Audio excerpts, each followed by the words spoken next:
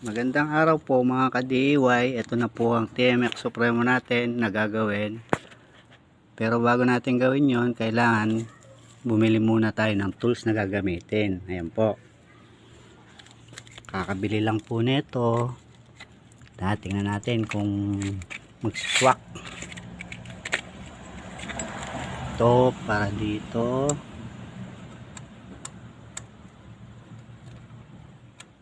Parang di kasya. Yun, kasya. At dito. Ito. Yan. Pag natanggal na po yun, gagamitan po natin ng ito. 19. Tapos, dito sa tensioner is 8.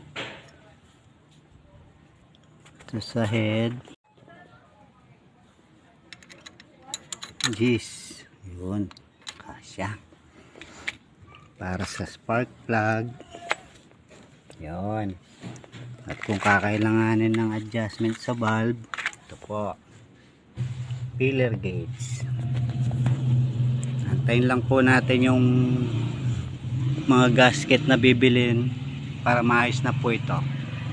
Ayun lang po.